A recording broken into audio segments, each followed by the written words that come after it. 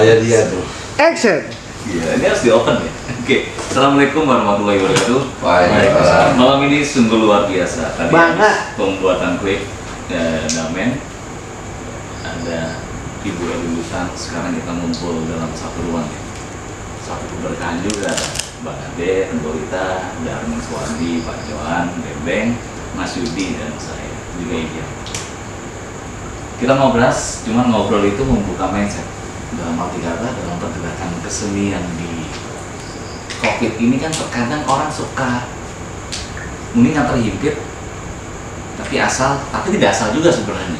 Karena terhimpit itu kan tidak berkembang. Mungkin berkembang, tapi terkadang ada sebuah pemikiran yang tidak sejalan. Panggung itu untuk seniman itu sebenarnya seperti apa sih? Dari rekan-rekan senior ini, senior saya semua ini, terlebih di Taman Mini tuh, senior saya pakai masker, kita pakai masker. Asik, keren kayak ini protokol kesehatan juga, brother.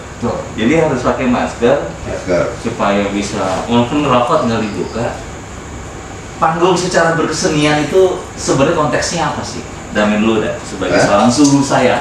Masa? Lengkap. Ya. Panggung untuk seorang pelaku dan penggiat kesenian. Iya.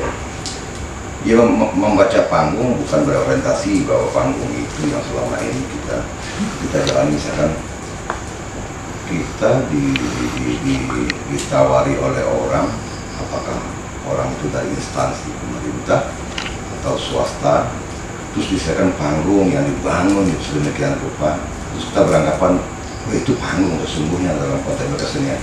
Nah itu enggak juga. Banyak orang yang tidak punya level atau reaching itu, mereka bisa melakukan di sawah tuh, sawah, di jalanan, di hutan, dia melakukan itu pertunjukan kesenian. Ini kan pertunjukan berkesenian kan? Iya. Bukan persoalan panggungnya yang dianggap panggung itu ya itu. Terus apa kabarnya mereka yang melakukan pertunjukan di sawah itu? Itu juga panggung. Nah itu. Jadi jangan orientasinya panggung itu yang disiapkan dengan ditinggikan, dibangun ya semakin demikian rupa itu menjadi panggung yang sebenarnya. Enggak, gue juga. Cuma kan terkadang orang berpikirnya mindset panggung seperti itu kan. Nah itu, enggak memang orangnya ini. Latah itu artinya sudah terset, sama dengan doktrin kan. Sudah diset pikiran orang tuh panggung itu begini. Ada panggung proscenium, ada panggung arena, panggung yang tinggi kan proscenium itu kan. Seperti itu kan. Jadi tapi membaca kalau dunia panggung kan gitu. Nah, dunia panggung ini kan terus kalau kita tinggal di lokasi misalkan ada tebing gitu di bukit itu, tak ada rigging orang pasang proscenium, tak ada yang pembatas arena, itu orang melakukan di atas tebing itu. Ya udahlah kita belah tebing sedikit ke atas sini. Itu juga panggung. Siapa yang menyangkal kalau tiba di hutan sana orang melakukan tarian, musik atau semacam hal-hal lainnya kegiatan berkesenian dalam ruang lingkup kebudayaan, orang bisa melakukan panggung mereka. Latar itu gimana? Ada latar juga. Itu panggung juga. Mereka. Iki latarmu gitu ya. Iki latarmu, gonen gitu. Pakai. Itu juga panggung mereka, panggung kita. Berarti cara nggak langsung memang dari pemikiran sang kreatornya sendiri lah ya. Oh iyalah. Berpikir soal panggung, kajian mereka seperti apa? Ya, jangan kita, ini Pak, terfokus, terset otak ini dengan persoalan panggung yang sedemikian itu. Tetapi apa saja bisa menjadi panggung kita. Kadang-kadang orang mengenai dari koplet, angkot itu di atas, bisa menjadi panggung kan? Ada orang menarik piring dulu di Solo, coba di atas motor dia menarik. Itu panggung dia. Terus kenapa kita katakan bahwa panggung itu harus sebenarnya begini? Siapa yang mengatakan harus sebenarnya itu? Harus dilihat juga panggung. Tidak serta-merta kita menyatakan ini. Tadi kita melakukan ambil gambar Ibu Eli, maestro tari di lantai itu kan. Kita kasih daun. Jadi panggung. Jadi panggung dia. Dan itu malah besar artinya. Nah, Buat apa panggung yang gemerlap tapi tidak besar artinya? Nah, ini kan kajian persoalan untuk proses itu dalam lagi soal kajian itu. Ah, itu. Berarti secara langsung kalau kita sebagai penggiat kesenian di masa pandemi ini sebenarnya bisa menjadi panggung itu bisa menjadi ruang ekspresi kita dimanapun tempatnya tergantung dari pola pikir manusia itu. Ya, pemerintah kan memang menganjurkan seperti kayak PSBB atau lockdown atau semacam apanya tidak boleh berkegiatan berskala besar di luar sana. Rumah, bilik itu bisa menjadi panggung. Cuma kan orang ini sempit banget, bagaimana saya mau menari? Nah, itu kan sempit alam pikiran si pelaku seni itu. Saya kadang agak sedikit rancu, kadang sempit alam pikiran seniman. Seniman yang mana sih sebenarnya? Bingung juga kan? Gitu. Padahal dia pelaku-pelaku aja gitu. Dan yang mengategorikan seniman itu sebenarnya siapa? Ah, itu. Itu yang ini. Oh, ini sempit. Ini ada kasur, mau di kasur kayak lu nari sana. Itulah diri lu. Itu yang terubah-ubah. Makanya kita lihat sekarang ini ya. Oh, negara-negara yang saya sangat tertarik dengan kan tentang Korea yang concern dengan persoalan itu dimanapun dia beratraksi itu kan kayak secara konsep tradisinya kan. Dia tidak harus menyatakan bahwa panggungnya harus di jalan dia itu. Rio de Janeiro gimana? Ya. Yang Jadi sebuah inspirasi juga berarti. Yang karnival. Karnival ada. Iya, karnival. Jadi hati juga kita bilang panggung, bisa panggung itu nggak ada selama COVID ini. Kita mengatakan itu. Terus bagi orang yang bisa satu orang dua orang. Satu orang dua orang. Tapi kita pelaku seni kan tetap ada aja di mana kita main. Apa begini cocok dengan hilangnya mata pencarian kami? Mungkin. Nah itu berbeda tuh mah. Beda arti ya? Menarik ya. Hilang pencarian kami ini. Seni, pelaku seni. Bagaimana dia bisa ini? Ini kasus COVID ini kan banyak terhimpit nih pelaku seni ini. Terkapar, kontrakan terusir. Uang makan susah, token istri payah beli. Bunyi terus ya. Mindset mereka dari awal berkesenian itu tidak terkelola dengan baik. Tiba-tiba mendadak datang COVID ini hilang. Pertama sekarang apalagi kayak gitu sekarang kan handphone ini media sosial paling canggih, kita bisa menjalin hubungan dengan orang. Kemudian lagi bagaimana memanage diri yang baik bagi para seniman itu atau pelaku seni yang hebat. Ini bagaimana enggak terkapar di mana tidak gitu dalam kondisi itu tiba-tiba kaget langsung nggak dapat karena lu juga nggak punya jaring yang hebat, sama lu nggak menghebatkan diri lu misalnya itu bangun diri yang hebat. Kalau ini gua nggak asal-asal juga nih misalnya gitu. Kadang ada orang kan ke luar negeri satu kali itu gua hebat banget Karena keluar negeri. Tapi nggak begitu acuannya. Luar negeri itu tidak jaminan kita hebat gitu. Biasa saja.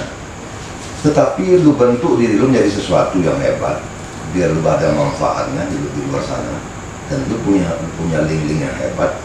Apapun kendala terjadi pada COVID itu bisa lu atasi dengan baik, tidak stres.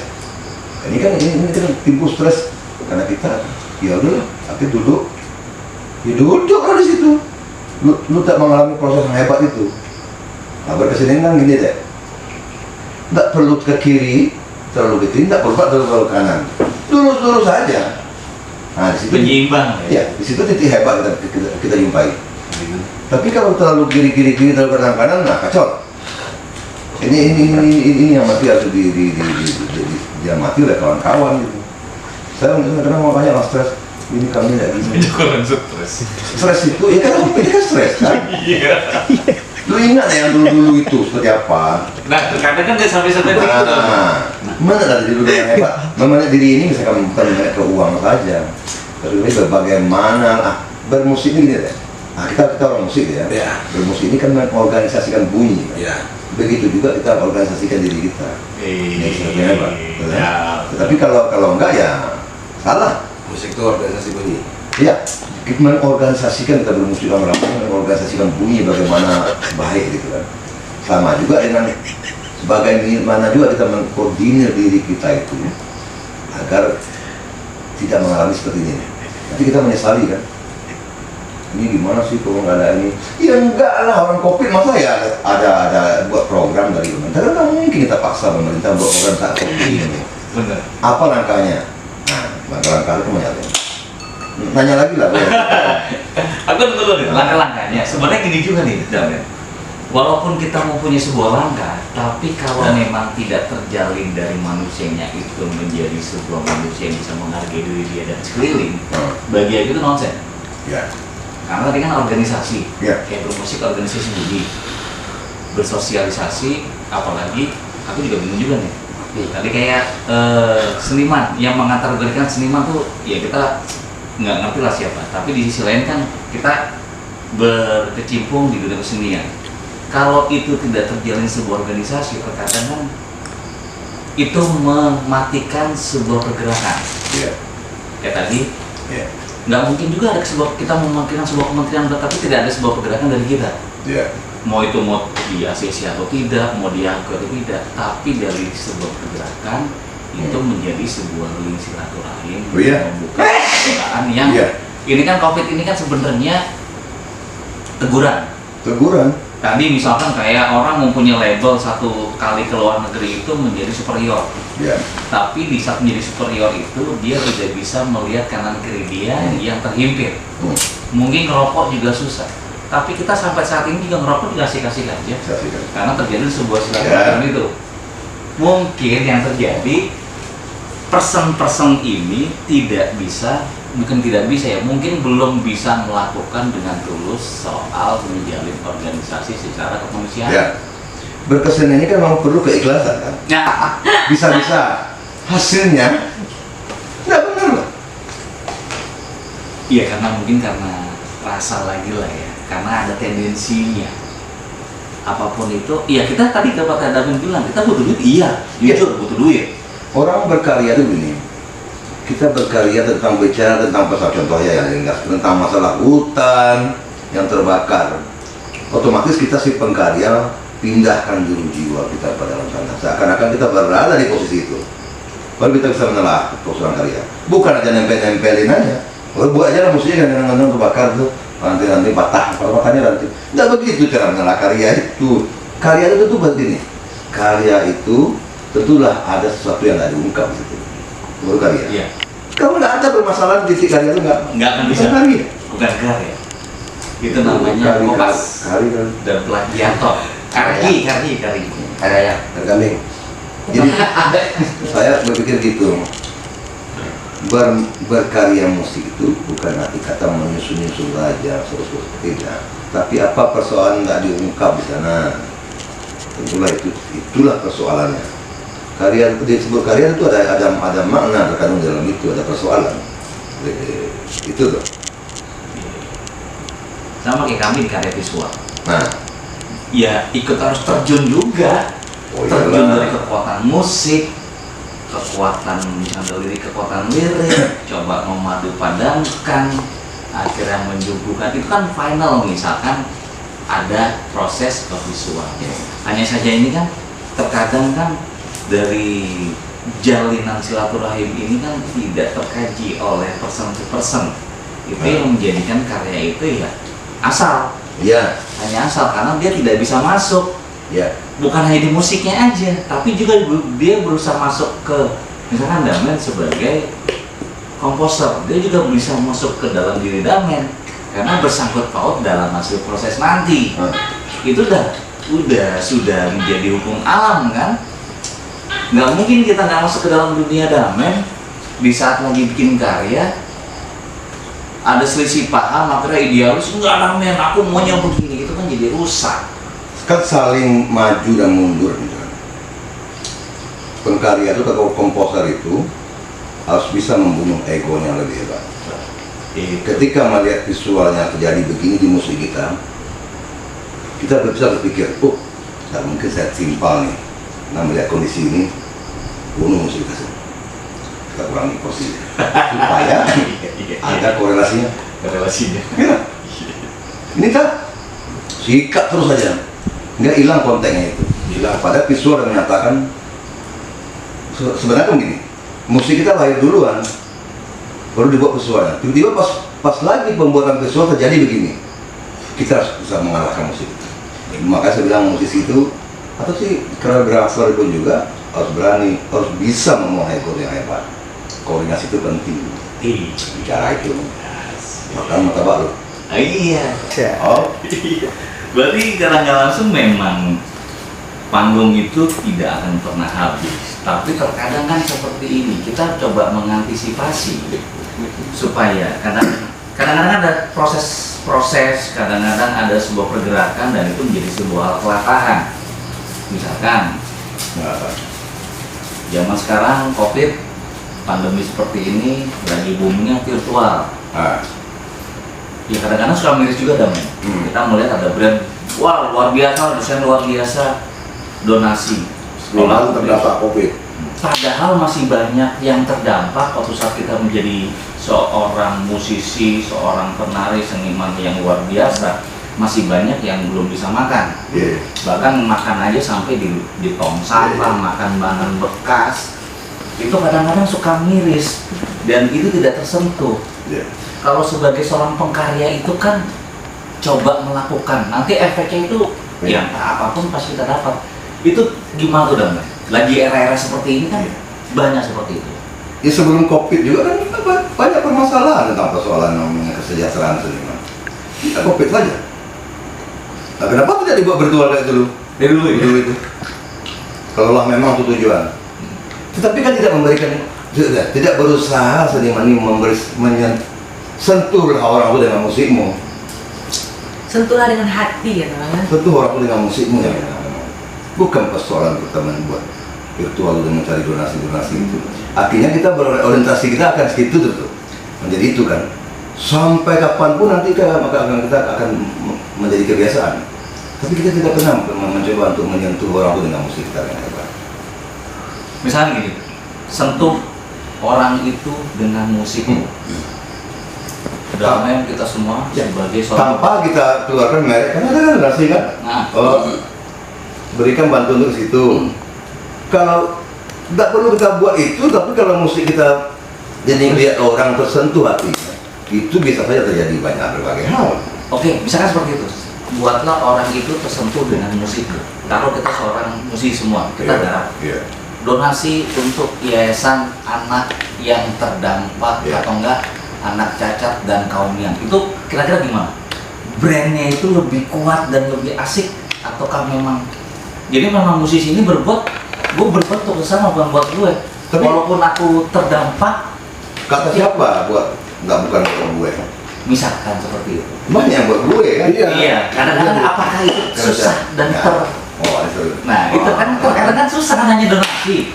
Cuman kita buat itu kan donasi untuk itulah Eda, tetap donasi. Ya, tapi kalau kita memang untuk tujuan memikirkan persoalan orang lain yang sangat susah dalam hidupnya, itu juga menarik. Tetapi maksud saya tadi gini kan, nggak serta merta kita selalu membuat pertunjukan kesenian itu menjadi konsep yang harus berdonasi. Kalau itu kan nanti kan akhirnya mindset kita terbangun lebih mengerikan juga. Mungkin setiap hari, setiap minggu itu ada jadwal itu donasi untuk kita. Akhirnya dia menghafal itu. Makanya seniman tahun ini ya setahu Allah nih, yang belum lakukan itu Damen. Nggak mau. Ya kan, maka tanya Damen. Coba kalau pakai donasi Damen dulu, tahu banyak masuk barang itu ya. Tapi Damen tidak pernah melakukan itu. Tidak, bukan saya. Saya ada mapan. Tidak, saya juga terdampak. Saya bilang tadi. Tetapi bukan itu langkah saya. Kita tercipta menjadi seorang musisi, seorang pengkarya, bukan itu langkah kita untuk persoalan hidup. Berarti kita menyerah ini. Sudah buat donasi ini. Tidak begitu cara kesenian juga. Akhirnya, karena saking banyaknya hari Senin kita harus live streaming dari donasi ini, Selasa sampai penuh. kita lupa memberi sentuhan musik kita yang hebat ke orang lain. Karena kita pemenuhan ini kan, kepemenuhan ini saja, pemenuhan tujuan kan. Itu nasi ini, bukan melarang saya bilang tadi. Silakan saja melakukan itu, tetapi jangan pikiran kita terfokus untuk itu. Tidak ada yang melarang. Berarti nanti labelnya jadi beda. Oh iya. Tapi aku mau tentang Damen seorang komposer hebat. Besar ya. Pengen nggak?